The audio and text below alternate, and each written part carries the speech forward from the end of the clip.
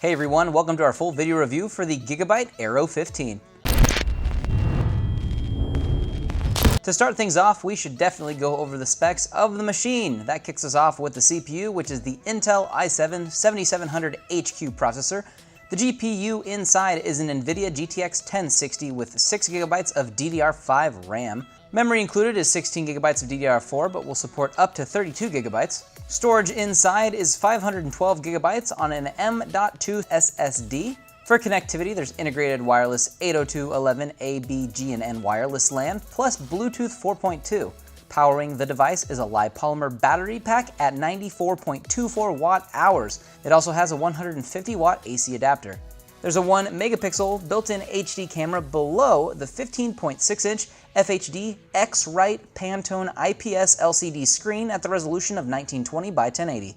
As for ports on the exterior of the device, on the left-hand side is an Ethernet port, USB 3.0 port, HDMI port, mini display port 1.3, and a headphone and microphone combo jack. On the right-hand side, there's an SD card reader, USB 3.1 Type-C Thunderbolt port, 2 USB 3.0 ports, power adapter port, and the Kensington lock. Taking a look at the inside of the laptop, down at the front you can see the very large 94.24 watt-hour battery pack that gives us pretty good battery life. In the very center of the device, you can see we have 2 sticks of RAM located here.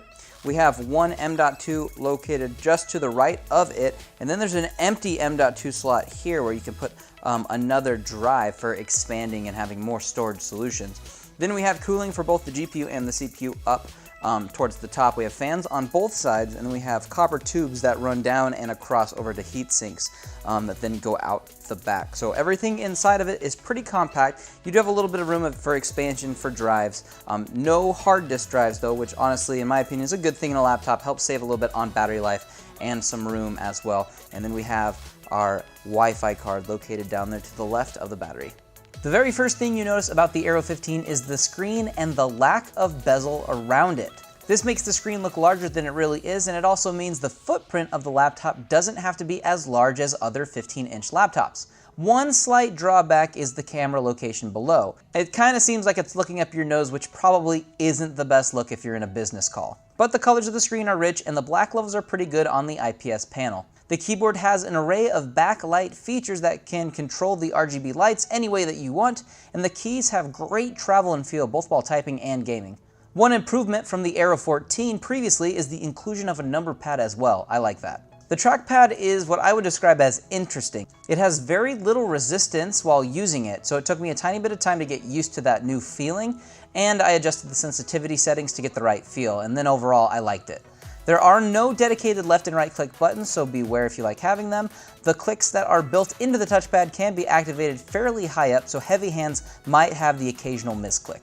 As for the weight of the laptop by itself, it comes in at 4.9 pounds, and if you bring the charging cable along with it, you'll have about 6 pounds to carry around with you. As for the battery life of the machine, I averaged 5 to 6.5 hours of battery use time, and that was with 50% screen brightness and the keyboard LEDs off. Looking at the thermals of the laptop while gaming, you can see that there is heat in the center of the machine, but that's where the CPU and GPU are centrally located. It's not burning hot, but there is definitely some warmth there. And then you can see that it projects the heat up the screen where the fans will disperse the heat out the back of the machine. As for the decibel levels, while running the fans and playing games, we had readings of 46 out and away from the laptop. Coming up closer to the machine, we had 56 decibels. And then coming around to the side, closer to where the exiting fans are, we had 61. Overall, not too bad.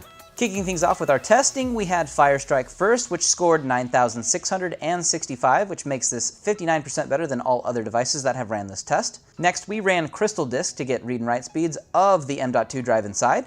The reading speed was 1,819 megabytes, and the write speed was 1,560. And then on to our real-world testing. We started it off with Grand Theft Auto 5 on very high with no MSAA, and then MSAA at times 2 and 4. We had FPS readings of 101, 85, and 74.